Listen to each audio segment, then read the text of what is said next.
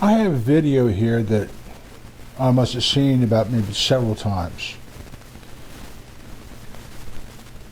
And I'm going to play it for you. But this is something that I complained about quite a few times in some of my videos. We mean here $17.99. If you like this video, hit that subscribe button. If you're not subscribed, subscribe anyway. Don't cost you anything. And leave a comment down below. With that, let's crawl down on this a little bit. Chris, take a look. In 1991, my parents and I went to have lunch at a local cafeteria with a friend of mine that was managing the cafeteria that day. We'd finished eating when all of a sudden this guy drove a pickup truck through the floor-to-ceiling window. It came crashing in and ended up maybe 15 feet from me. Of course, we thought it was an accident. And I rose up and began to go help the people that he had knocked over. But then we heard gunshots. And my father and I immediately got down on the floor. We turned the table up in front of us. My mom got down behind us. And the shooting continued. Now, at that time in 91, we weren't seeing these mass shootings that we're seeing now. So I was waiting for him to say something like, all right, everybody put your wallets up on the table. Or I thought maybe it was a hit. Maybe there was somebody important in there. But the shooting continued. I'm going to tell you it took a good 45 seconds, which is an eternity, to realize that the guy was simply going to walk around, take aim, pull the trigger, go to the next person, take aim, pull the trigger. He was executing people. When I did realize it, I thought, I've got him. I've got this guy. I reached for my purse that was on the floor next to me, realized I had a perfect place to prop my arm. He was up. Everybody else in the restaurant was down. And then I realized that a few months earlier, I had made the stupidest decision of my life. I had begun leaving my gun out in my car because I did what most normal people would do. I wanted to be a law-abiding citizen. I didn't want to get caught with a gun and maybe lose my license to practice. I remember looking around and thinking, well, great, what do I do now? Throw a salt shaker at him? At that point, my dad took my attention, and he started to raise up. He said, I've got to do something. I've got to do something. He's going to kill everybody in here. And I tried to hold him down by the shirt collar. But when he saw what he thought was a chance, he went at the guy. You have to understand, though, a man with a gun in a crowded room has complete control. My dad covered maybe half the distance, and the guy just turned and shot him in the chest. My dad went down in the aisle maybe 7 or 8 feet from me, and he was still alive and still conscious, but as dreadful as this may sound, I saw the wound, and I basically wrote him off at that point. The good news is that it made the gunman change directions slightly. Instead of coming directly toward me, he went off to my left. And at that point, somebody way at the back of the restaurant broke out another window, and I remember hearing that crash and thinking, my God, here comes another one. But instead, I saw people getting out that way. So I looked up over the top of the table. When the gunman had his back to me, I stood up. I grabbed my mother by the shirt collar. I said, come on, we got to run. We got to get out of here. And my feet grew wings. I made it out that back window, ran into my manager friend that was coming out a side door, and he said, thank God you're all right. And I said, yeah, but Dad's been hit, and it's really bad. And I turned to say something to my mother, and realized that she hadn't followed me out. Now, to wrap the story up, the police officers, several of them were patients of mine, told me a few days later they filled in the gaps. They said that they were actually one building away in a conference. And in an odd twist of gun control fate, the hotel where they were having the conference, the manager there didn't want them to be wearing their guns and potentially offending any of her clients or customers. So she had asked them to leave their guns in their cars. So precious minutes were lost while they retrieved their guns from their locked cars. They said that when they got over there and worked their way in through the broken window behind the pickup truck, they didn't know who the gunman was. There were bodies everywhere. But they said they did see a woman out in the aisle on her knees cradling a mortally wounded man. They said they watched as some 30-something-year-old man walked up to her. They said she looked up at him, He put a gun to her head. She looked down at her husband, and he pulled the trigger. That's how they knew who the gunman was.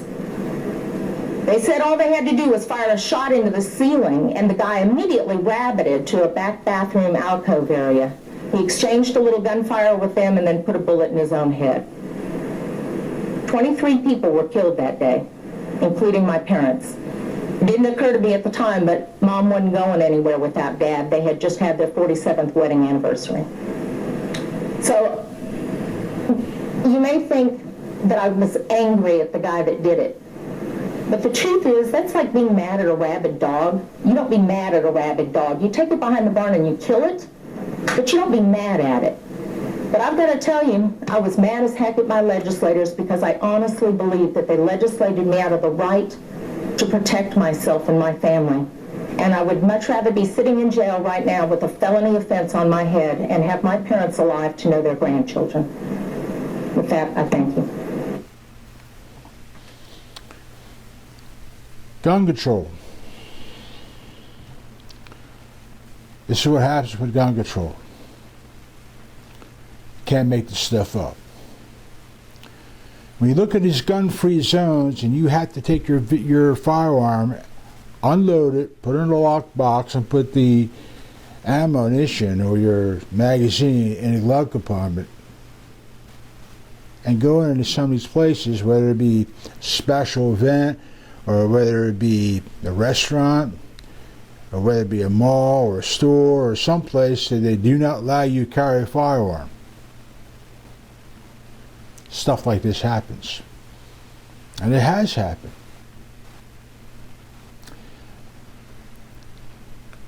Politicians play games here. They want complete control. They don't want you to carry a firearm. But they do not want to be responsible when it comes to stuff like this. When you turn around and say, well, you know, we're sorry or nothing, or they don't say anything. And it's kind of like, well, if I had not left that firearm in my vehicle, those people would be alive today. I'd be alive today. But this is what happens when you have guns. This is a classic example of something like this. When you disarm American citizens, you put them at risk. And this is what also happens when you have bad actors. Now, mind you, this bad actor used the vehicle, which is in commonly use. Technically, it was a weapon. But we don't talk about that one, do we? He had a handgun, and he used it to kill as many people as he wanted. And he was in complete control.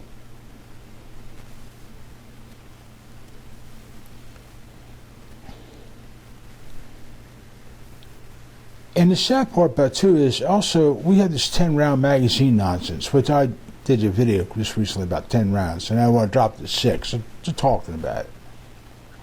They're talking about banning all semi-automatic firearms. They're banning about different type of handguns want to ban.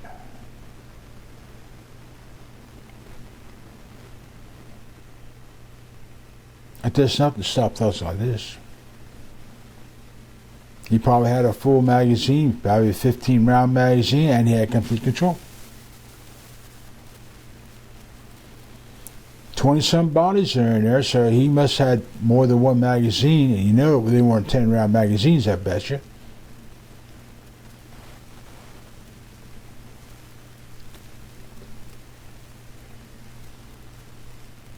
Everybody wants to be a law-abiding citizen. But when it comes to the point where things like this happen, these Democrats turn a blind eye. Or they'll stand behind a podium with their $400 suits on, wrapping themselves around the American flag, with tears streaming down their face and tell you, well, this is not what it's supposed to be, but if you elect me, I'll make it happen. A lot of good it does those people.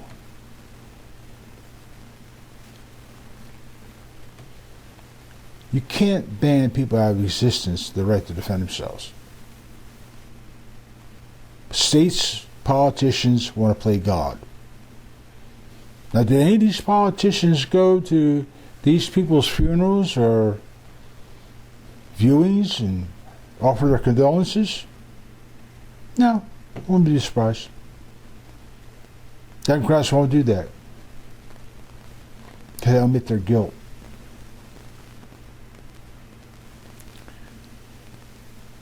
Like I said before, gun control gets people killed. I don't care if you're at a car show. I don't care if you're at a boat show. I don't care if you're at a basketball game. I don't care if you're just walking in the park. I don't care if you come out of a shopping center or a mall.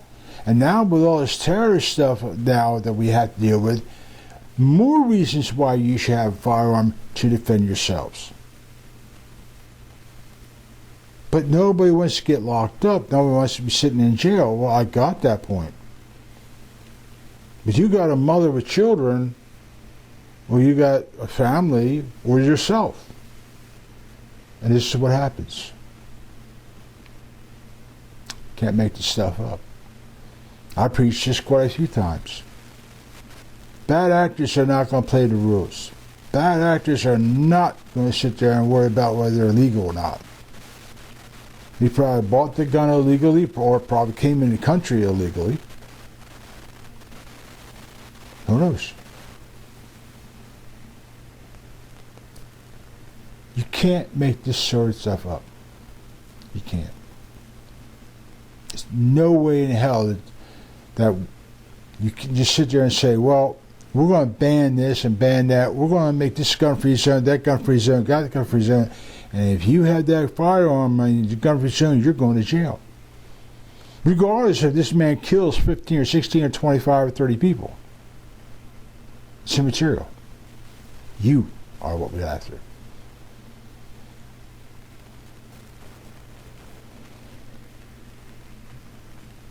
So this is what happens.